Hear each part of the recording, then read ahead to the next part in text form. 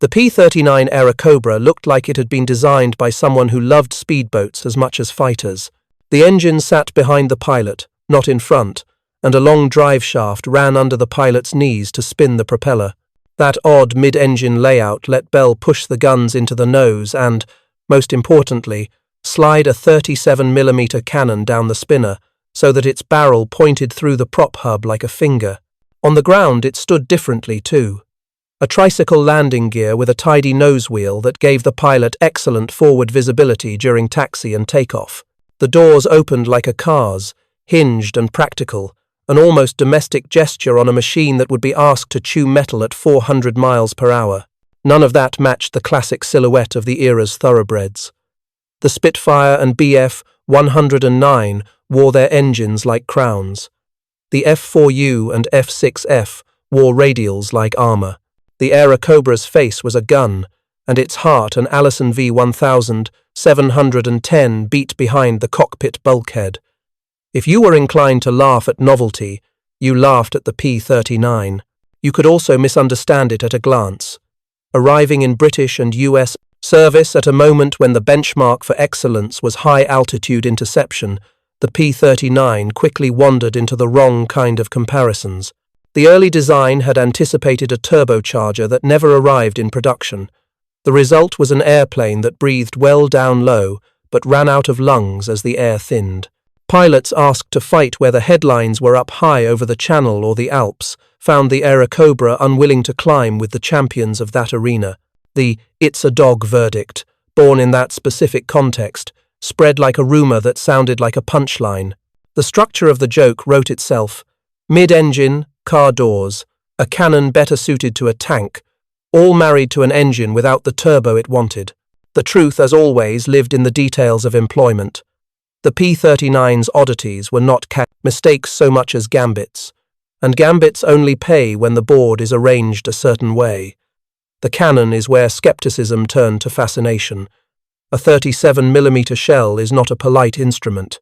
It carries a shock of metal that can tear through a fighter's engine block or wing root with a single well-timed hit. The gun's low rate of fire meant you did not hose, you placed.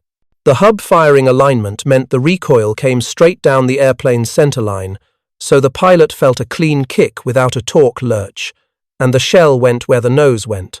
American pilots wrestling with teething problems, ammo feeds that could jam, sights that needed patience could be forgiven for wishing for the reliable chatter of 50 caliber Brownings alone.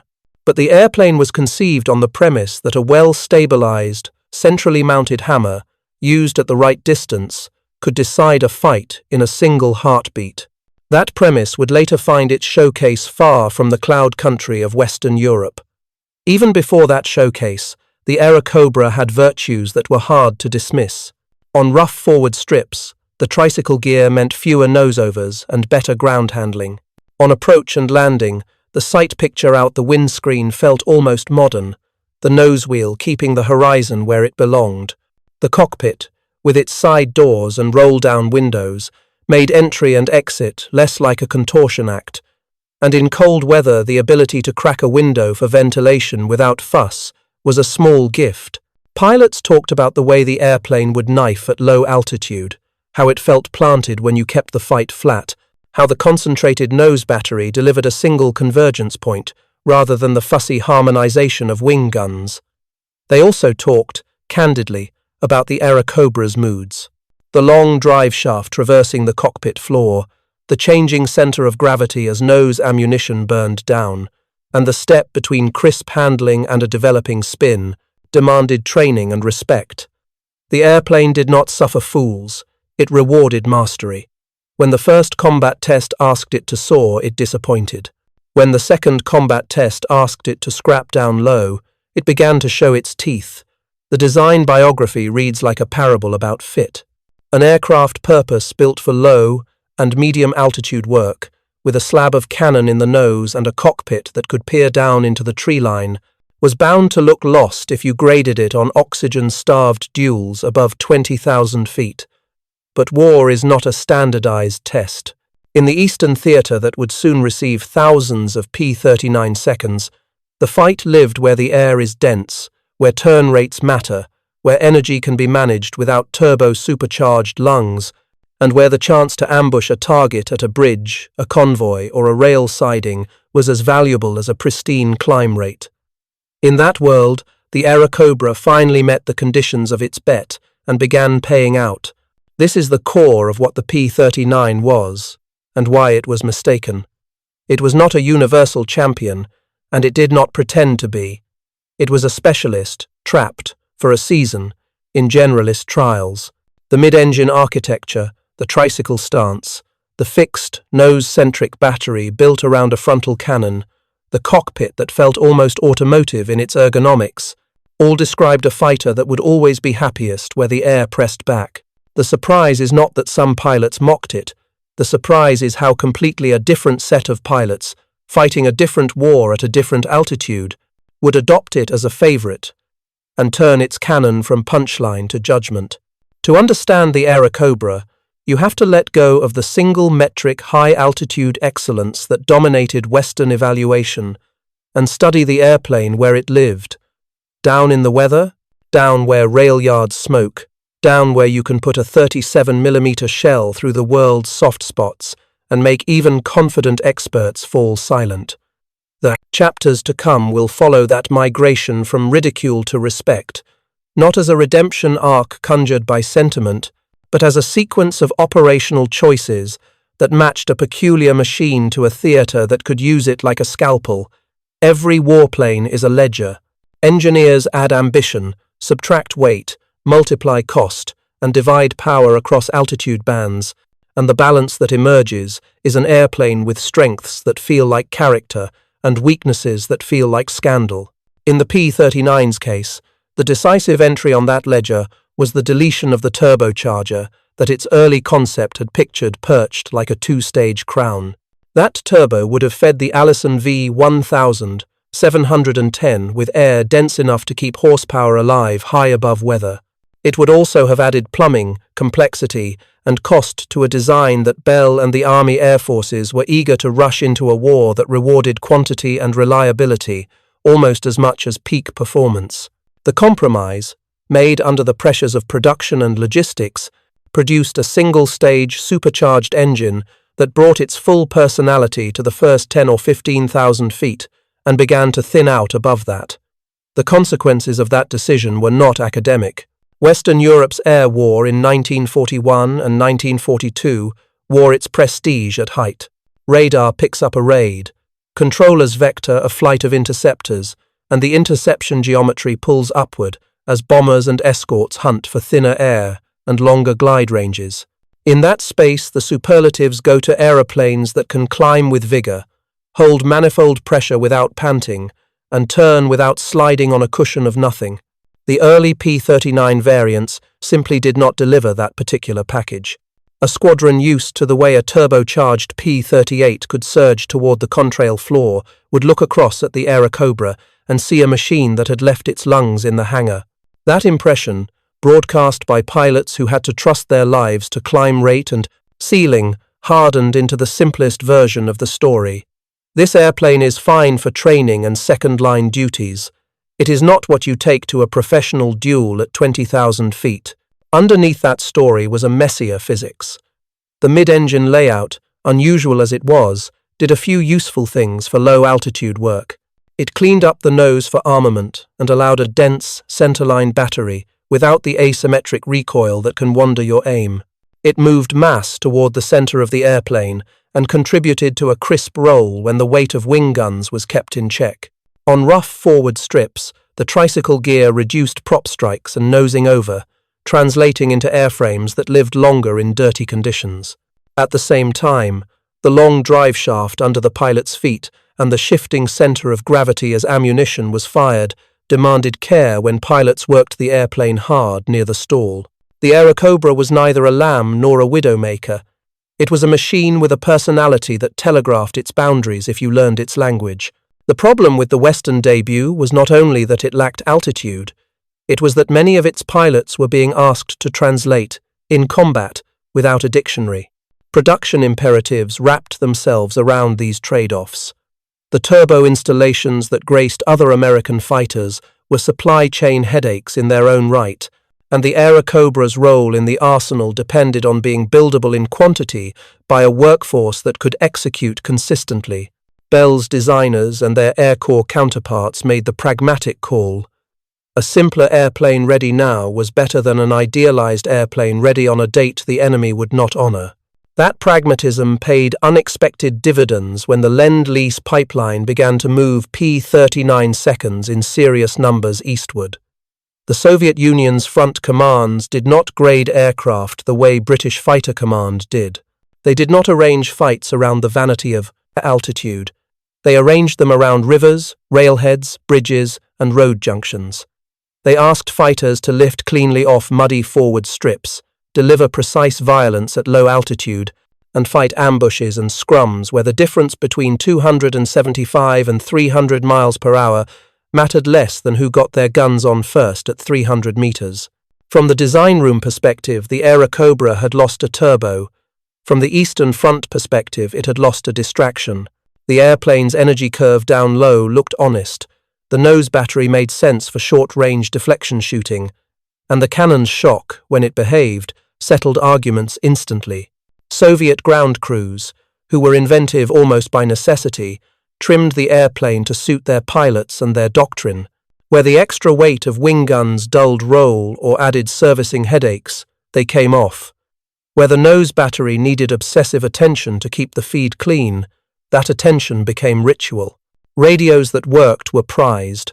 Those that didn't were treated as no great loss in a sky where wingmen flew line of sight and commanders expected initiative. If the West saw a machine that hadn't met its design brief, the East saw a machine that had discovered its calling. The myth of the P-39, its reputation as a dog, was born in the mismatch between a specific design trade and a specific theater's demands. There is no great mystery to resolve. An airplane optimized inadvertently for dense air will not reveal its virtues in thin air, any more than an ocean racer will prove itself on a mountain pass. If early British and American assessments had written in capital letters, "low to medium altitude specialist with heavy nose strike," they would have been right, and someone would have found the front that needed that exact quality. That front turned out to be the largest air war in history, stretching from Leningrad to the Caucasus, where mud, smoke, and tree line governed more fights than contrails did. The P-39 did not become a different airplane when it crossed that frontier. It simply walked onto a stage built for it. In that sense, the deletion of the turbocharger is not a tragic flaw but a quiet hinge in the story. Remove it, and you might have gained a few thousand feet of ceiling for Western pilots who had other options anyway. Keep it deleted, and you free a sturdier, simpler machine to flow east by the thousand and accumulate the kind of reputation no press office can manufacture. The reputation pilots give a mount that keeps them alive while it kills their enemies. When the first RAF evaluation units took the P-39 up into the British sky, the jokes wrote themselves faster than the climb rate.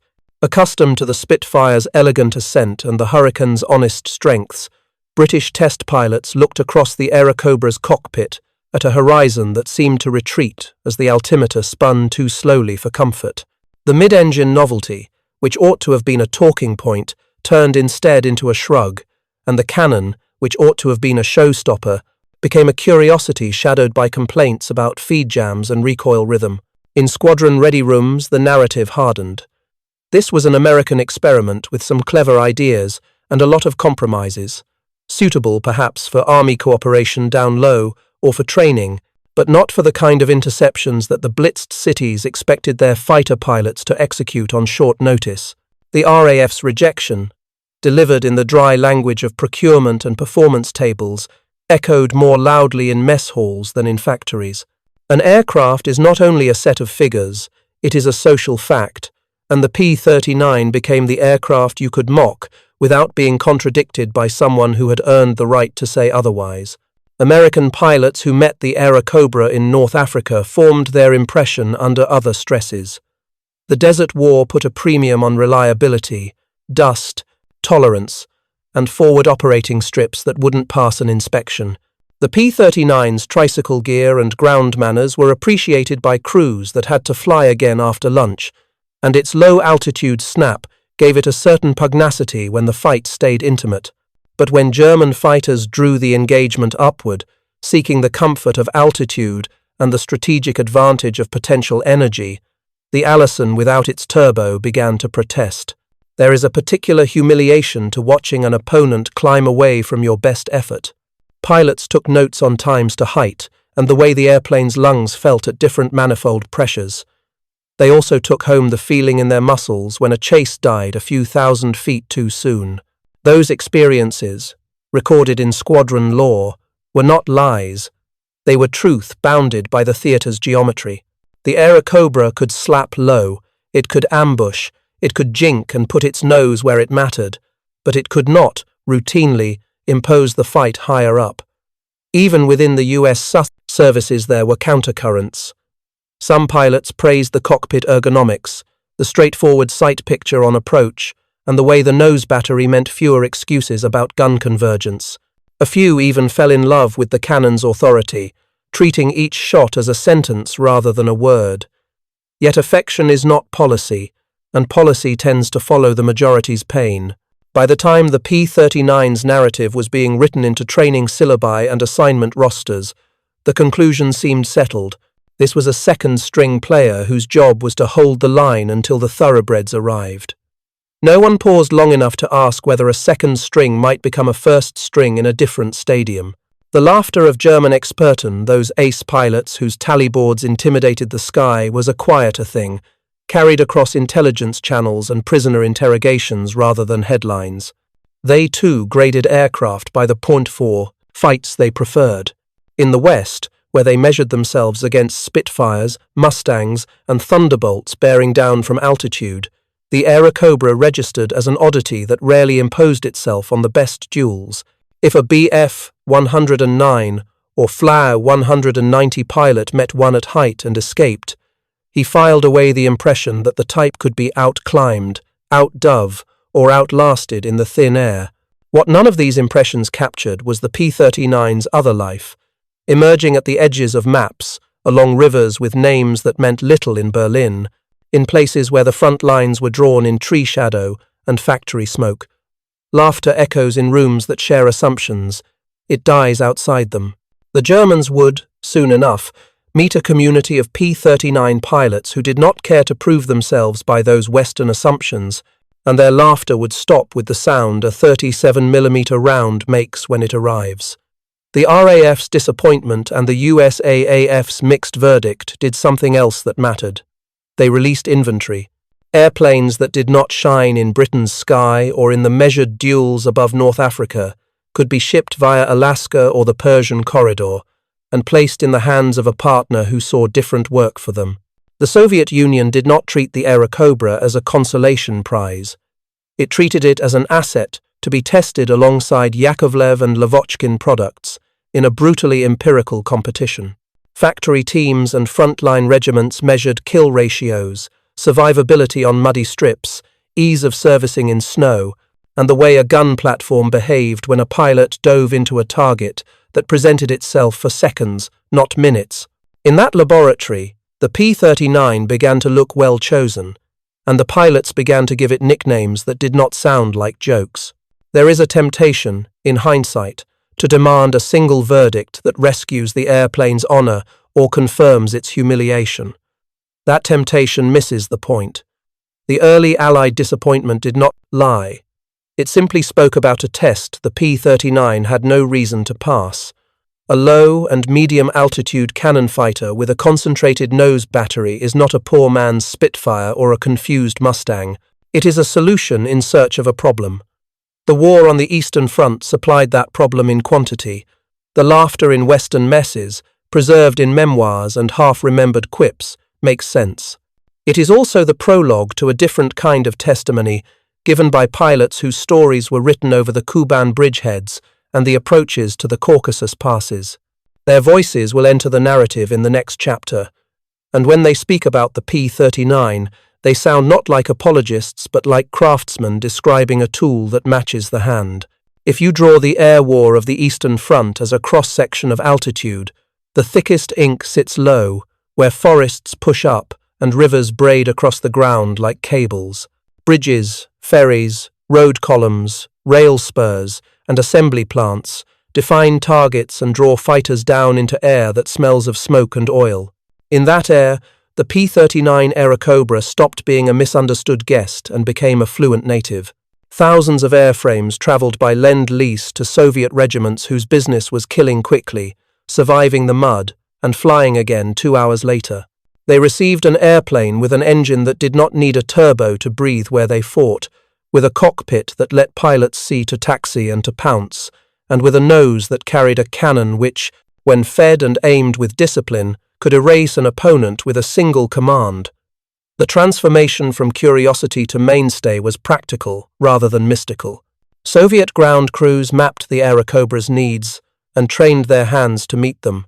Where the wing guns added weight without proportionate benefit to the tactics the regiment preferred, they were removed, saving servicing time and sharpening the roll response. Where the cannon feed demanded relentless cleanliness to avoid stoppages, it got that attention, not because crews were romantic about American engineering, but because their pilots came back alive when the gun worked, and did not when it didn't. Radios that functioned reliably found a place of pride. When they faltered, pilots fell back on the visual tactics line. Abreast, finger, fore, hand signals that the VVS had already honed under harsher conditions. The Airacobra folded into that doctrine like a tool that had been waiting on the bench, and once it was folded in, the results accumulated quickly enough to change reputations. Consider the geometry of a typical fight over the Kuban in 1943. German formations, eager to protect ground movements or contest bridgeheads, were often pulled into engagements between 500 and 5,000 meters. In that band, the P-39's Allison engine felt healthy.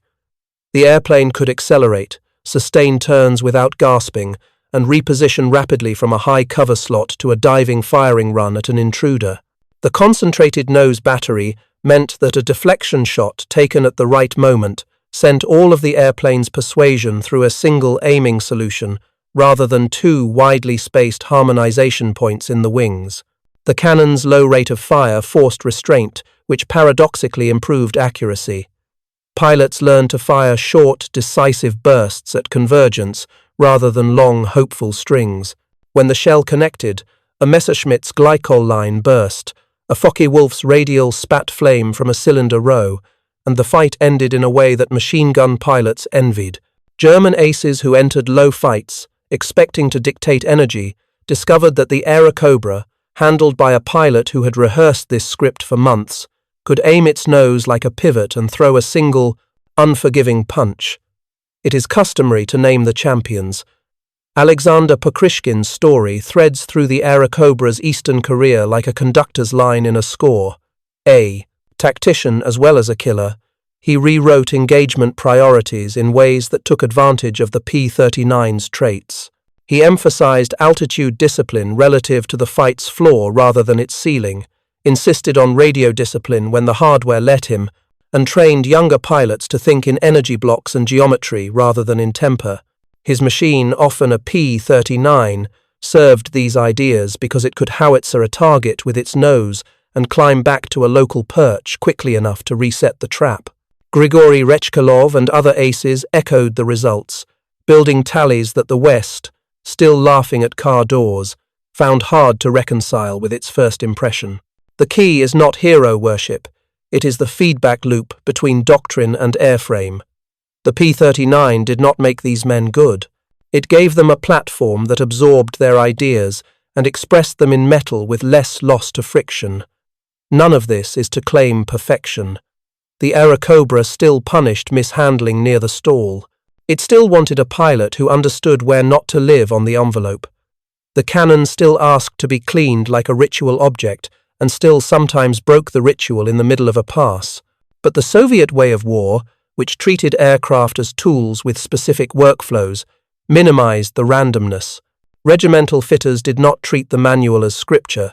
They treated the airplane as a patient whose individual quirks could be corrected with experience. The result was a fleet of Airacobras that felt more domestic in the VVS than they had in the RAF, more trustworthy than their reputation suggested, and more fatal to enemies who assumed that the first Western verdict was a final one. The human texture of the Eastern Front also mattered. Pilots rotated quickly through intensity. The margin for error was thin. Airfields were sometimes little more than scraped earth peppered by shell fire, and turnaround times were measured in cigarettes. In that tempo, an airplane that started, taxied, lifted and landed without drama earned gratitude that shows up in memoirs as love.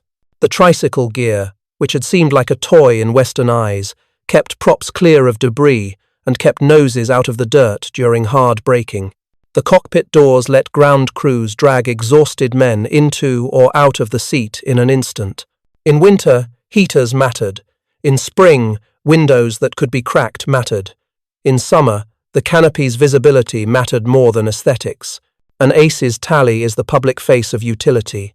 The private face is whether a machine lets you fly one more sortie before dark. The Airacobra's private face, in those months, was kind. Then they met its cannon. The line that will headline your video is not just a flourish.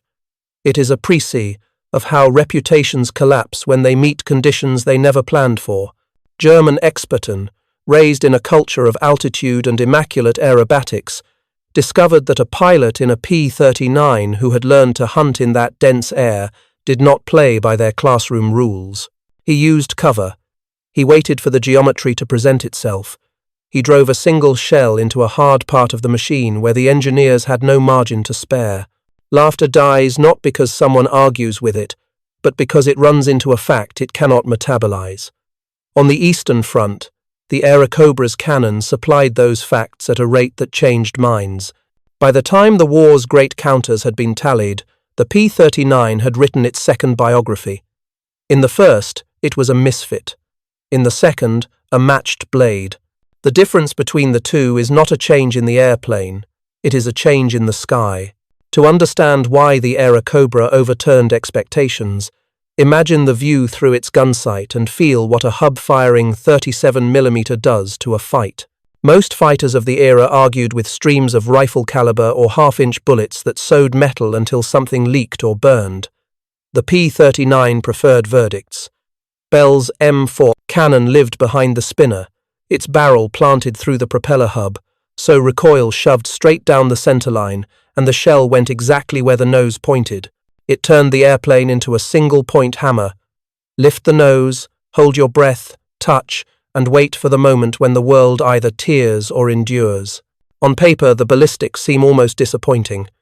The shell left the muzzle slower than smaller calibers, bled speed more quickly, and traced a noticeable arc at range. The rate of fire was modest enough that an impatient pilot could squander a third of his ammunition in one nervous squeeze. Yet those traits, damning in a classroom, became virtues in the dense, low-altitude arena where the P-39 earned its reputation. Effective shots lived close, often inside 200 meters, and sometimes nearer when deflection was steep. Close range simplified the math of lead, kept the sight picture honest, and turned the gun's slow thunder into an asset. The airplane trained its pilots to save the coin for one exact second instead of wasting change on noise. The weapon's early reputation for stoppages traveled with it, and there is no sense pretending it was invented by enemies. Feed geometry that disliked high-G approaches, ammunition that varied by lot, and the basic truth that grit cripples precision made a system that could sulk if neglected. The answer, learned on muddy forward strips, was ritual. Crews kept the path surgically clean, matched belts to barrels that liked them, replaced lazy springs before they failed, and tested guns after each sortie as if the next fight depended on that minute because it did. When the cannon was treated like a living thing that wanted attention, its moods eased. Pilots paid their share by firing brief confirming bursts with the Brownings, and only then pressing the trigger that mattered. Centerline mounting mattered as much as caliber. Wing guns, however artfully harmonized, force a pilot to spend mental budget on the invisible X where streams cross. The Airacobra removed the math. All meaningful persuasion left the nose. The sight picture narrowed to a single pencil of space. In that pencil, a disciplined pilot could cut with .50 caliber tracers, see the correction, and release the cannon into the opening those tracers carved. Because recoil traveled down the spine rather than twisting the airframe, the nose did not kick off target as badly as a wing-mounted battery could under heavy fire. Accuracy felt less like a miracle and more like the natural end of good habits. There is a mood to cannon combat that engineers do not chart. Machine gun fights feel like negotiations. Outcomes arrive by degrees. Cannon fights feel like a decision saved for one unforgiving second. Pilots who learned the P-39's grammar stopped performing long, photogenic chases and began manufacturing that second. They accepted merges that looked dull on film because they delivered certainty in the cockpit. They held fire past the distance where pride demands noise. They made a craft of throwing away 90% of their opportunities in order to perfect the 10% that kill. Critics argued that the gun taught bad habits, that the promise of one-shot kills lured men into reckless head-ons or into waiting too long. There are stories that justify the worry. War collects them the way a sea collects wreckage. But the regiments that survived longest with the Airacobra did not worship the cannon. They integrated it. Briefings emphasized geometry, not bravado. Pilots memorized escape gates and refused invitations they could not win. The gun was not a hero. It was a tool that, in the right hands, turned discipline into finality. If a pass did not deliver the second they wanted, they reset, climbed a little, and wrote the next sentence with patience. Not every mission needed the hammer. Strafing a dispersed convoy asked for minutes of accurate fire rather than an apocalyptic hit. Escorting a vulnerable formation demanded fuel sense and the humility to break off before a chase became vanity. In those jobs, the Brownings did the heavy lifting while the M4 waited, a promise in the spinner. The point is not that the cannon solved every problem. The point is that it solved the right problem often enough to change how enemies flew when a Cobra appeared. Place the Airacobra next to its contemporaries, and the difference becomes philosophical. Many designs pursued versatility. The P-39, whether by intent or by production compromise, specialized. It concentrated violence in a single axis and told pilots to make the world line up with that axis for a heartbeat. In a theater that supplied short intercepts, tree-line ambushes, and knife-range merges, that philosophy made deep sense. German experten who met the type expecting to grade it by high-altitude virtue discovered, often abruptly, that they had walked into an exam with the wrong questions.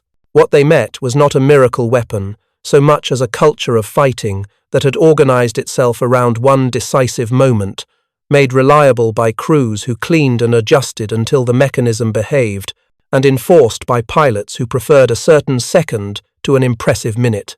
In the East, where the air was thick and distances were short, that second arrived often enough that even laughter learned to hold its breath. First, the Airacobra that arrived at a Soviet regiment seldom stayed factory standard for long. This was not contempt for Bell's drawings, but a culture of field pragmatism that treated every airframe as raw material. Crews and pilots flew it, felt its tells, and then filed away anything that did not earn its weight.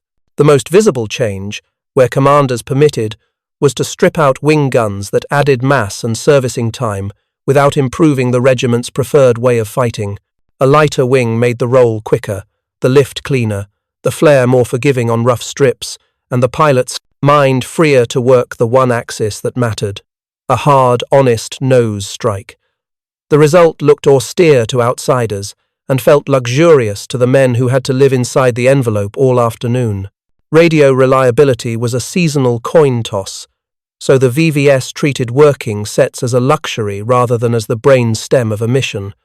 That choice shaped formation flying. Pairs and fours held spacing by eye, not by ear, and briefings drilled contingencies until even a dead set could not unravel the plan. The canopy's generous view helped. In that glass, the wingman could read his leader's intentions from a hand signal or a small change in pitch, and a leader could glance down the line and see whether a pair was ready to pounce or needed a breath. When radios behaved, doctrine expanded. When they sulked, the flights flew as if they had expected silence all along. Maintenance culture was the quiet engine of success. Fitters learned quickly what the Allison wanted in the cold, how to keep oil from thickening into trouble, and how to chase small leaks before they grew teeth. Once matched to dense air, the V-1710 started willingly and ran with a predictability crews admired. The cannon demanded a different piety. It needed cleanliness that bordered on ritual, correct ammunition lots, polished feed lips, and springs that had not gone lazy under repeated G. When a stoppage still arrived, the debrief treated it as an autopsy rather than a complaint, and by morning the guilty part was shimmed, polished, or replaced. Over weeks, the weapon's moods flattened into reliability, and pilots adjusted their habits to meet the last few quirks halfway. Camouflage and dispersal finished the tuning. The P-39's compact posture on its tricycle gear tucked neatly under trees and earth revetments. Crews repainted panels with local pigments until the airplane looked like it had grown in place, draped tarps to break hard edges, and cut quick-release access that let a mechanic reach a feeder or a coolant elbow between sorties. The result was an airplane that could hide, launch, fight, land, and be turned around with a speed that kept pressure on the enemy and freed commanders to schedule aggression instead of nursing frailty. Doctrine evolved in step with hardware. Leaders who trusted their crews to win with 1 or 2 passes rather than with long pursuit taught patience as an aggression. Pilots rehearsed deflections so thoroughly that a quartering sight picture felt inevitable rather than daring. Briefings layered altitude rungs so that no flight fell into another's cone of fire, and debriefs treated every miss, jam, and kill as a report to be folded into tomorrow's plan. The Airacobra thrives in that kind of feedback loop. It rewards the mentality that trims friction from everything around the moment of decision so that the moment itself arrives clean. Much of the affection that pilots later voiced for the type was practical. It taxied like a car, not a tractor. The nose wheel let them brake hard on bad strips without planting the propeller. The side doors made it possible to haul out a stunned pilot without acrobatics, or to climb in wearing a winter suit without turning the cockpit into a wrestling ring.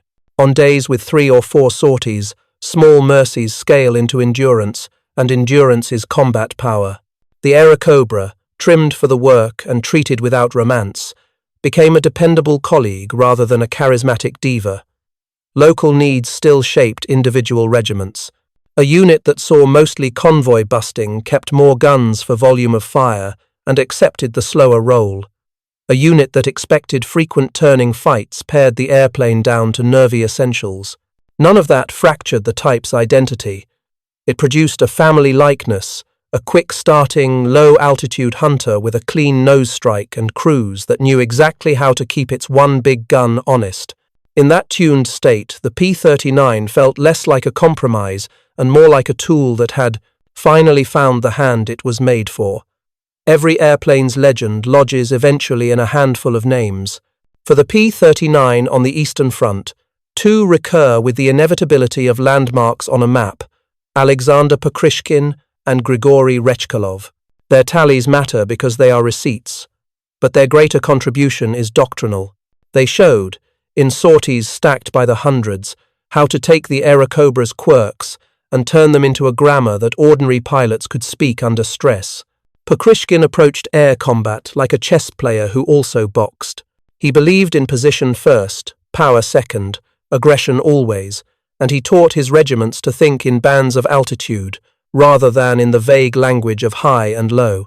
The P-39 made that thinking natural because its engine wrote a bright underline under the heights where it felt strong. He set patrol rungs so cover flights could pounce without collision, emphasized arriving with a speed advantage rather than begging for one, and drilled deflection shooting until the sight picture looked less like a guess and more like a memory. In his hands, the cannon became a punctuation mark, not a paragraph. He would cut with the Brownings, see a sliver of certainty open, and only then let the big gun speak once. Students learned to copy the rhythm long before they could equal the flair. Rechkalov, more mercurial and no less deadly, offered a complementary example. Where Pokrishkin is remembered for order, Rechkalov is remembered for instinct disciplined into reliability. He could turn a developing chaos into a solvable problem, simply by choosing the right opponent and forcing that opponent to answer the wrong question. In a P-39, that meant dragging a German fighter into a slice of sky where a small roll advantage and a bristling nose could be converted into a single decisive second. His reports read less like lectures and more like stories told over a map, but the stories repeat the same moral. Close cleanly. Shoot briefly. Leave immediately. These men were not the only ones to carve the Airacobra into their tallies, but they stand for a wider craft tradition. Their units codified rules of thumb that read dull on paper and saved lives in practice. Do not chase a climb you cannot win. Trade 100 meters of altitude for the right angle. Do not fire the cannon from pride. Make the first burst of Brownings honest. Close until you feel ridiculous. Then stop feeling and fire. Pilots who absorbed those rules found the airplane's reputation changing under their hands. It went from awkward to inevitable. The opponents noticed. German experten, who had learned to grade adversaries by climb and dive, began to add a new caution to debriefs. Beware the close crossing shot from the nose of a P-39. Beware the head-on pilot who does not blink. Beware the slashing pass that refuses to become a chase. These are not admissions of inferiority so much as weather reports from a duel between toolkits. When an ace must add 3 new cautions to a routine he has flown 100 times, his sky has changed. The Cobra did that not by magic, but by making a certain second happen on schedule. What made their influence durable is that it survived the men.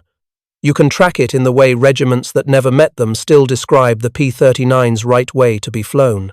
You can see it in victory claims that accumulate not as isolated fireworks but as steady drips attached to the same few maneuvers practiced until they felt like muscle memory.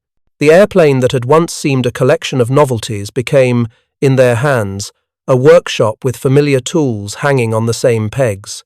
New pilots entered, learned where the hammer lived, and set to work. Reputations travel ahead of airplanes, and the one that preceded the Airacobra into German ready rooms told a comforting story. American fighters were heavy. Their pilots preferred altitude. A head, on pass, could be bluffed into a break. Wing guns sang early and scattered impacts wide until convergence. The first minutes of meeting the P-39 on the Eastern Front rewrote that story, with a sound closer to a door slamming than to a song. The Cobra did not advertise with long sprays. It closed quietly, lined the sight, verified with a brief metal whisper from the Brownings, and then delivered one syllable that ended the sentence. The head-on pass is the purest place to watch confidence fail. Theory warns against it because the risk of mutual murder is high, but Eastern geometry's short intercepts, pop-up defense of a bridge or a ferry, traffic funnels over a bend made it common. A German pilot raised on wing-mount habits would begin to fire at a polite distance, trusting convergence to thicken the stream as the merge neared. The P-39 carried all its persuasion in the nose. Its pilot waited a heartbeat longer, flew the sight through the other man's canopy frame, and pressed once. If the shell arrived, the fight ended without drama or appeal. Another correction arrived in the crossing stern quarter, where a defender tried to convert pursuit into a zoom. Against most opponents, a blithe 109 could point uphill and gain a pocket of safety that bought time for a reset. Against a P-39 flown with the new doctrine, the zoom became an offering. A quick flick, a short burst of Brownings to verify lead, a breath held half a second longer, and then the cannon spoke once. The shot did not always land, but when it did, the German ran out of sky all at once. Over time, repeated moments like that teach even the boldest men to refuse certain invitations on sight. Debriefs began to carry small edits to habit. Stay out of low, slow entanglements with Cobras. Keep the fight where your engine's lungs and weight give you the choice to leave. Do not accept a head-on if the other pilot shows no tremor in the approach. Scout better, arrive unseen, force the fight upward, break sooner if the nose with the spinner refuses to flinch. None of these lines confessed inferiority. They acknowledged that a tool had appeared that punished a specific style of confidence. There is a private psychology to cannon warfare that pilots are reluctant to articulate. A machine gun duel is a negotiation. You feel as if agency persists until the last second. You can still bargain with angle and throttle. A cannon duel feels like a coin dropped down a well. If you let the other pilot reach his moment, the outcome falls out of your hands. Over months, that sensation breeds a defensive caution in even the boldest men. Some climbed earlier than they had to. Some avoided places where the ground rose to meet the fight. Some burned fuel to keep a vertical buffer they once dismissed as unnecessary. It is not fear so much as a recalibration of risk after repeated encounters with a weapon that cancels late heroics. By the time the Airacobra's main season on the Eastern Front drew to a close, the Jagdwaffe's syllabus had been amended with a paragraph that did not exist when the laughter began. It still praised energy fighting and the husbanding of altitude, but it warned, in the plainest language fighter pilots trust, that the P-39 could not be dismissed as a curiosity. If you found yourself low over a river bend with a cobra framing your canopy, the correct answer was to refuse the terms or to end the conversation before it really started, because once the second belonged to him, the rest of the minute belonged to gravity. In the end, that is what the German aces met when they met the cannon. Not a miracle weapon, but a culture of fighting that had organized itself around one decisive moment. They encountered pilots who would rather take a certain second than an impressive minute, crews who made a brittle mechanism behave, and an airframe that felt strongest where the war's gravity pulled everyone down. The laughter did not so much stop as run out of breath, replaced by a respect that sounds, on paper, like silence. If you stack the P-39's Western verdicts beside its Eastern tallies, the temptation is to declare a winner and gloat. That is the lazy reading, and it misses the mechanics that sculpted those outcomes until they looked like ideology. The Western story begins with altitude, where the prestige of interception lived, and where reputations travelled from press offices into culture. Britain graded fighters by how quickly they could meet a threat reported by radar, how willingly they climbed through cloud, and how confidently they fought above contrails. In that grading rubric, the Airacobra, breathing through a single-stage supercharger and carrying the weight of a centrally mounted cannon, looked like a student who had studied for the wrong exam. Time-to-height charts told a blunt truth. The Allison's shoulders were broad at low altitude and narrow up high. Sparkle faded the higher the test went. That mathematical fact, repeated faithfully in squadron diaries and training notes, became social fact. Pilots told jokes about car doors because jokes travel farther than tables, and the jokes hardened into doctrine before the airplane had been tried anywhere else. Move the exam hall 2,000 kilometers east and change the questions. The Eastern Front was a brawl fought beneath weather, where bridges, road hubs, and rail junctions bent the flight paths like magnets. The physics of war there asked for different virtues.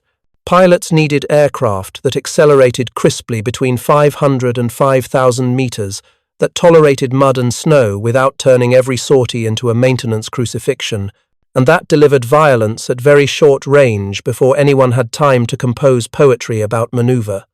The P-39's ledger, so unimpressive to Western eyes, suddenly looked well-balanced.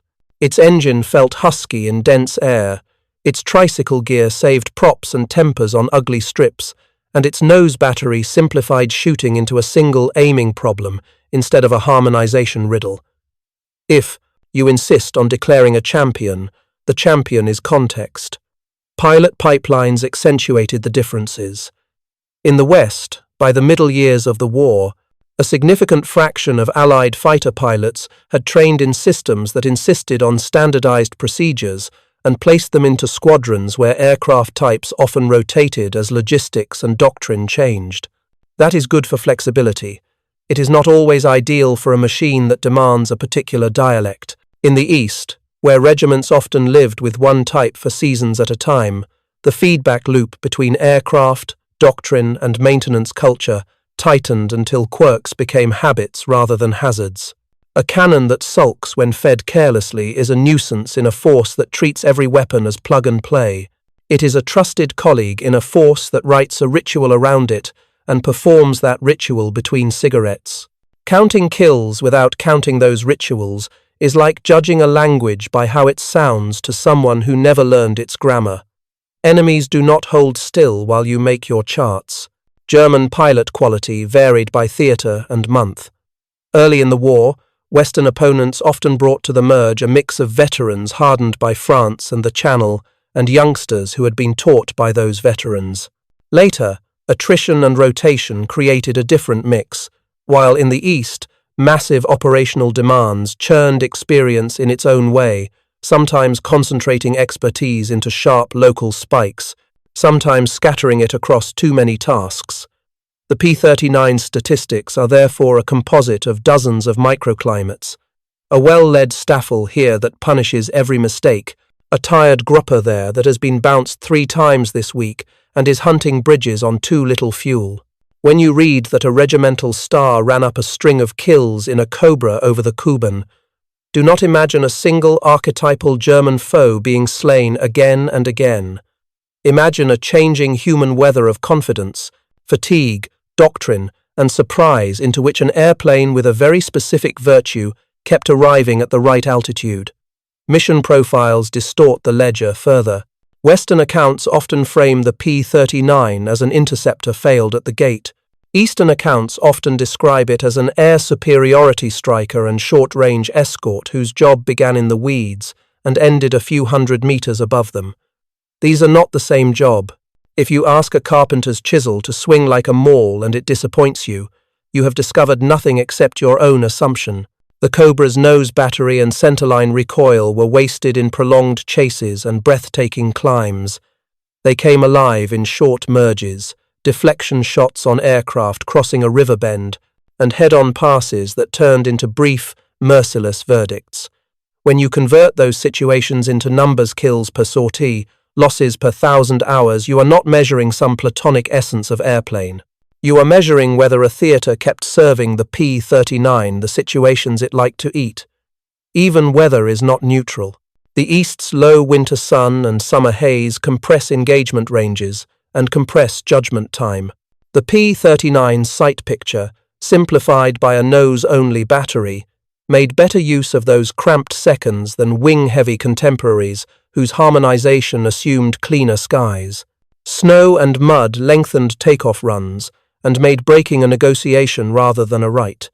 Tricycle gear reduced the penalties of misjudgment and kept the machine flying again after lunch.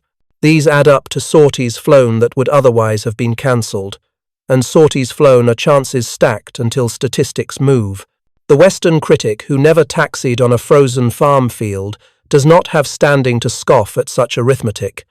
All of this is not a plea to replace one myth with another.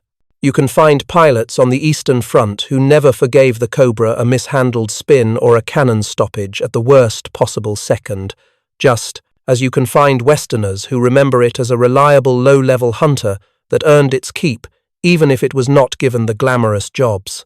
The serious reader resists the urge to crown a narrative and instead adopts a watchmaker's patience.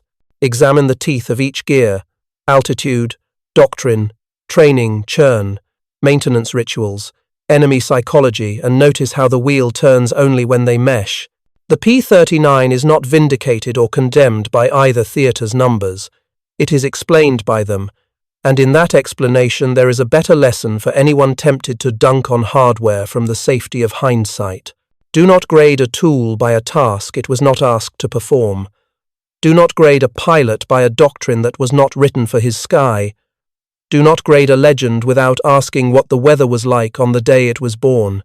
And if you insist on a single sentence to carry away, let it be this: the Airacobra's success is not an argument against its failure, but a map that shows where each word lives. The West saw a fighter that could not breathe where it was told to live. The East saw a hunter that could hold its breath exactly as long as a fight at treetop required, aim once with all its strength, and walk away before the smoke cleared. Both are true. Only one became famous, because anecdotes about altitude make glamorous pictures, while low-level competence leaves behind explosions that are closer to the ground and harder to photograph. The data is there for anyone willing to leave the balcony and stand where the river bends. That is where the Cobra's story refuses to be a dunk and becomes, instead, a case study in fit. The P-39's reputation collected ghost stories the way a forest collects fog. Spins that refused to unwind, a center of gravity that migrated like a mood, a drive shaft that ran under your knees and whispered about what would happen if it broke. These details can turn into folklore faster than they turn into training notes. Yet, underneath the tall tales was a perfectly consistent airplane asking for an honest pilot and a regiment that treated procedures as more than paperwork. If you flew it like a Spitfire or a Messerschmitt, it reminded you not to. If you listened to its manners and accepted that some parts of the envelope were simply not your home, it repaid you with a kind of steadiness that the headlines ignore. Start with the center of gravity, because that is where most rumors begin. The mid-engine made the Cobra an exercise in balance. Ammunition lived up front around the nose guns and cannon. The engine lived aft of the cockpit. External stores swung the lever arm with every drop.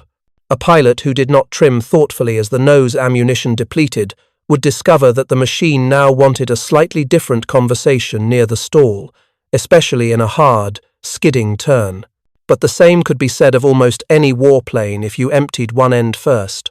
Crews who briefed the weight progression, checked trim discipline on the ground, and trained stall entries and recoveries until they were muscle memory, inoculated their squadrons against most of the Cobra's mood swings. Pilots who considered trim a matter of personal style, or commanders who treated basic air work as a luxury in a busy war, paid tuition that looked like accidents. The long drive shaft that terrified readers of cutaway drawings terrified pilots far less than the literature suggests. It was a piece of engineering that, like any concentrated line of energy, demanded respect in maintenance and attention during pre-flight. When respected, it did its job silently. In the cockpit, it existed mostly as a psychological suggestion, an awareness that the airplane's architecture was unusual. What mattered operationally was not the presence of a shaft, but the way the mid-engine layout influenced yaw and pitch coupling at high angles of attack. Entry into a spin from a botched hammerhead or a cross-controlled turn felt abrupt to the unprepared. Recovery felt ordinary to the trained. Throttle idle to reduce gyroscopic surprises, neutralize ailerons, opposite rudder with conviction, ease forward to break the stall, wait for the rotation to slacken, centralize, and pull cleanly to flying attitude. The technique is not a cult, it is check-ride material. What turned it into folklore is that some pilots refused to believe an airplane with car doors would be so strict about discipline. Takeoffs and landings wrote a gentler page, and this is where the Cobra won friends outside the press. The tricycle gear presented a civilized view of the world on the ground, with no need to wag the tail for sight picture or to wrestle a nose-heavy machine into behaving on a soft strip. Braking felt more like driving than like taming, and forward visibility reduced the petty accidents, prop strikes, runway excursions that cost more airframes in aggregate than spectacular combat losses. In winter, the ability to keep the nose up without threatening to plant the prop into crusted snow translated into sorties flown when other types sulked in their revetments. A machine that saves you a dozen times in small ways earns you before it betrays you once. The cannon, paradoxically, was both handling demon and guardian angel. Its recoil, channeled down the center line, did not twist the nose off target, but its low rate of fire tricked the undisciplined into holding the trigger in brief panic. That is not a handling issue. It is a human one. Units that trained gunnery in the Cobra as if they were teaching surgery rather than music. Quiet approach, short confirming bursts with Browning's, single decisive press. Immediate egress saw their accident and exposure numbers drop alongside their kill numbers rising. Those that treated the cannon as a louder version of wing guns saw stoppages, missed shots, and overlong passes that invited disaster. The airplane will tell you what it wants. Only institutions can teach the pilot to listen. Stories about the Cobra's alleged death spiral temperament often smuggle in weather and terrain without admitting it. A low-level spin over a forest or river bend is almost always fatal in any type, and a winter recovery over frozen fields offers fewer margins than a summer practice over a deep lake. The VVS fought where the ground reached up quickly. Their manuals and briefings, born of that reality, elevated caution at certain angles and speeds to the level of taboo. They insisted on altitude gates for maneuvers that tempted the young, and they paired new pilots with leaders who modeled restraint as a kind of courage. Western tales about unforgiving behavior often come from contexts where altitude was generous and the temptation to test the edges of the envelope was indulged under blue skies. When you compress the fight to the treetops, discipline replaces curiosity. The Cobra rewards that discipline. There were, of course, real defects, as there are in any mass-produced weapon. Early oxygen systems in some batches gave trouble. Radios, as often noted, were inconsistent. Canopy icing in shoulder seasons demanded tricks with ventilation and patience with defogging that no glamorous cine film would celebrate. Maintenance crews learned the order of operations that avoided compounding small faults into large ones. Clean the cannon feed before you clean your fingernails. Inspect the nose strut before you believe the strip can carry a day's work. Warm the oil like you mean it.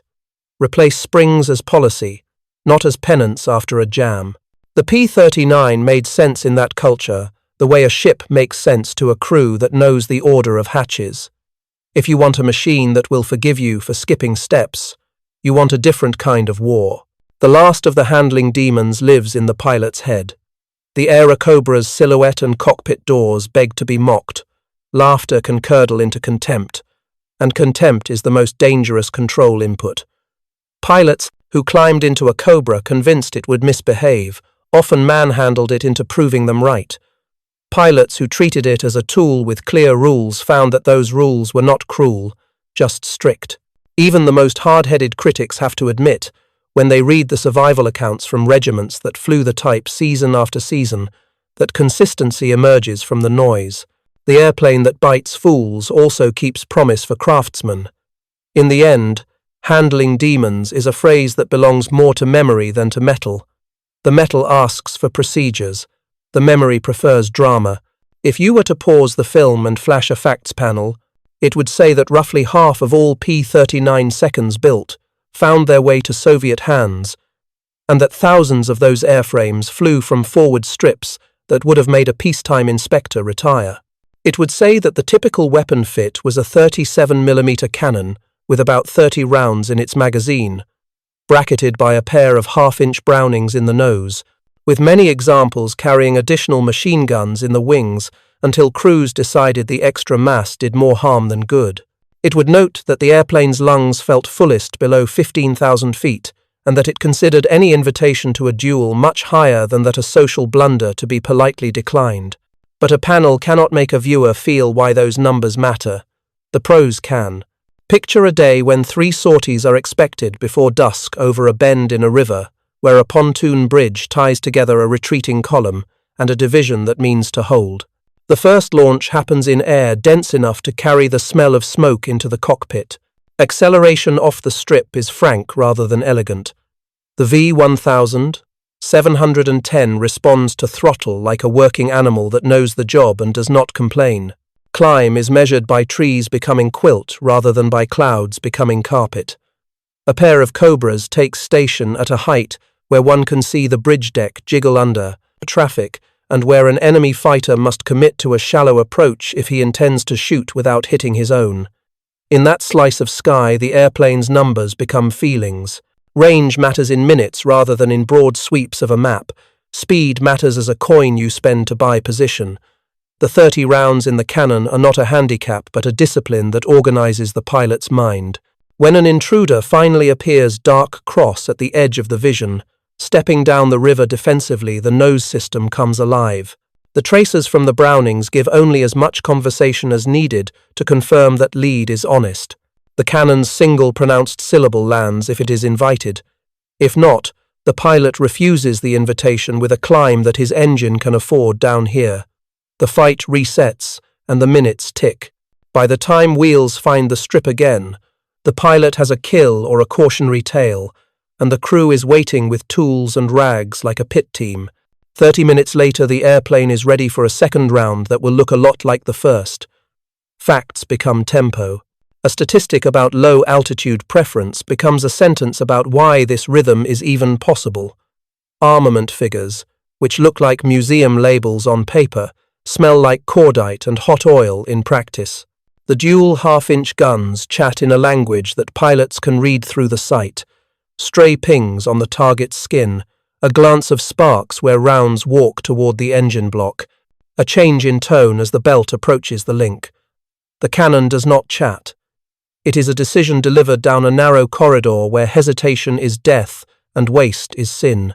The pilot who has been taught to make that decision rarely feels shortchanged by the magazine's small integer.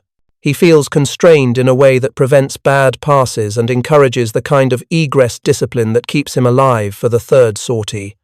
The airplane's reputation as a one-trick gun platform dissolves. It is, instead, the machine that built its day around one correct act performed several times. Numbers about altitudes and ceilings, scowled over in Western test reports, turn into practical advice in briefings. Do not chase a climbing foe into a region where your lungs grow tight and your prop bite thins. Trade pride for certainty, and wait for him to return to the work he must do near the ground. Do not hold the merge forever. Force the conversation to a second where your centerline strike counts, and leave before you are tempted by a chase you cannot win. Tell a young pilot that his airplane is weak above 18,000 feet, and he may remember the figure and forget the lesson.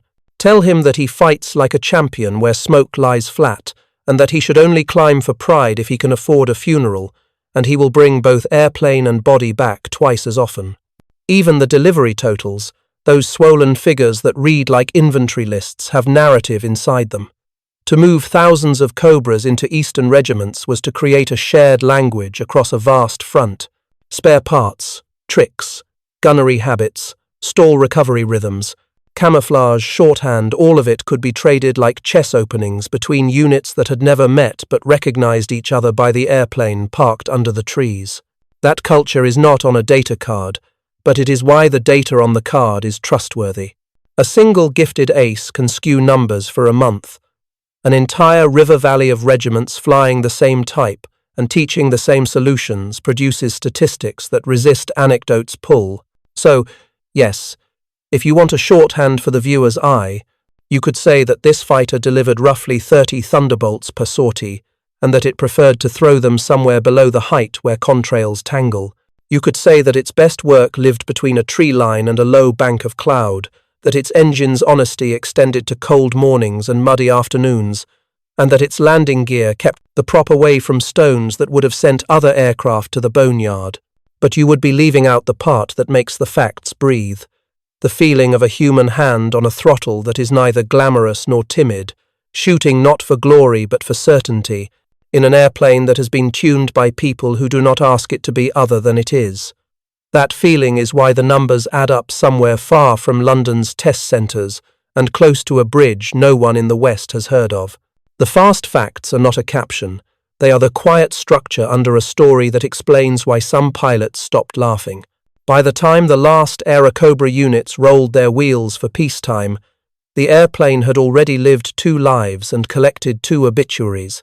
In the first, written early and reprinted often, it was the strange American fighter with the engine in the wrong place and a silly set of car doors, a machine that could not keep pace when the real business of war climbed into the thin air where reputations are minted. In the second, written more quietly in languages that were slower to reach Western readers, it was the blunt instrument that learned to speak in sentences, a hunter whose single decisive syllable reorganized the psychology of certain fights and made even confident enemies wary at low altitude.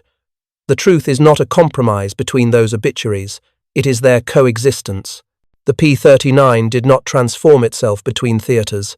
It was transformed by where it was asked to stand. That is the legacy worth keeping, because it speaks to more than one machine. War is a collector of specialized problems masquerading as a single contest.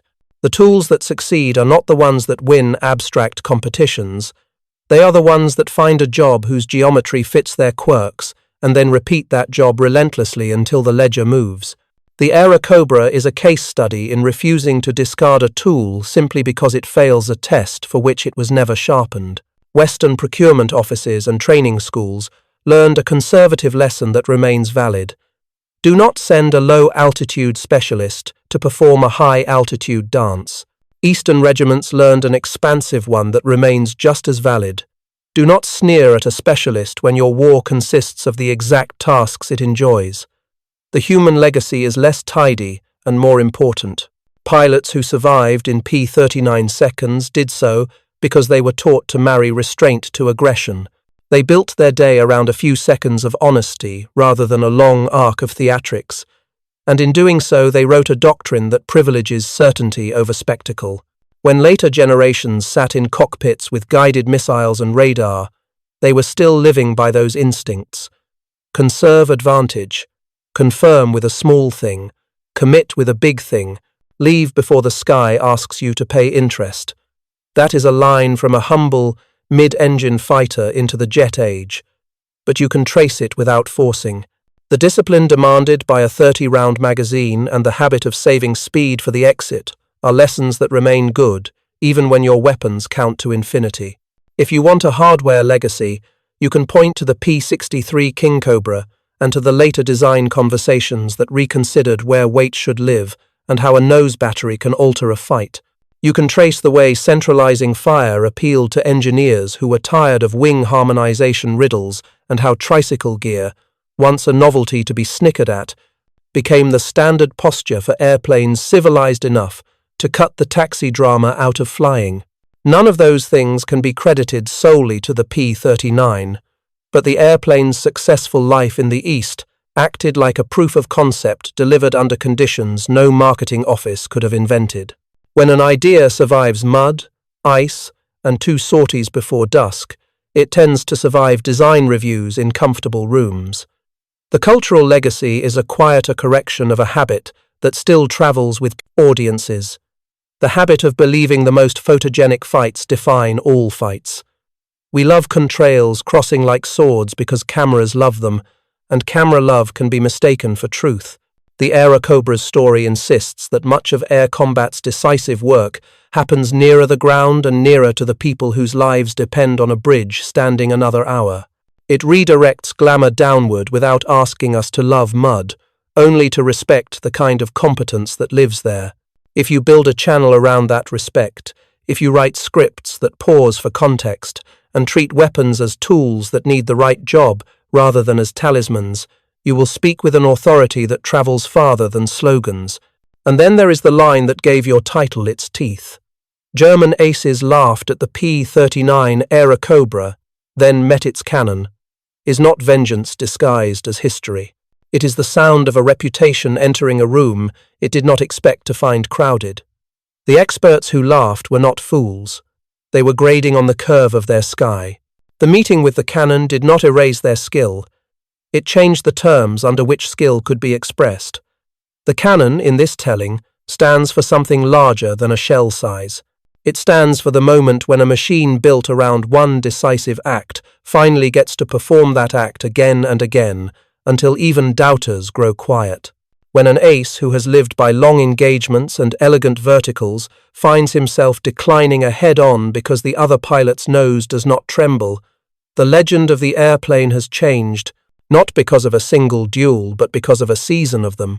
In the end, the Airacobra's legacy is the humility it teaches to storytellers. Do not fix a reputation at the moment most convenient to your narrative. Wait to see where the machine travels and what work it finds there. Do not confuse a test with a verdict. Do not confuse an anecdote with a dataset. Do not confuse laughter with knowledge. The P-39 was a wrong war fighter that found its right war, and in finding it, it left behind more than wrecks and claims. It left a rule for reading war itself. Ask first what the problem is. Ask next which quirks the solution can afford. Ask finally whether you have the patience to tune rituals around those quirks until they are no longer obstacles but rails along which competence can run. If you lift the camera at the close and widen the frame, you see fewer contrails and more rivers. You see tree lines that have trapped smoke at ankle height. You see a tricycle-geared fighter taxi, out with a mechanic trotting beside the wingtip, a pilot looking through glass that has already seen 2 sorties today, and a nose that holds both the conversation and the verdict. Somewhere past the bend, a German pilot levels off, and tells himself that a head-on is still negotiable. Somewhere in the middle of that sentence, a shell arrives and removes the remainder. The film does not need to tell you what to think. It only needs to show you that reputations are written where work is done, and that sometimes the tool that seemed wrong for the job was waiting for the right job to appear. The Airacobra's cannon did not redeem an airplane. It revealed it, in the only sky that ever mattered to it. That is the story your competitor's format was built to carry, and it is the story you can tell better, because you now know where to stand when you tell it.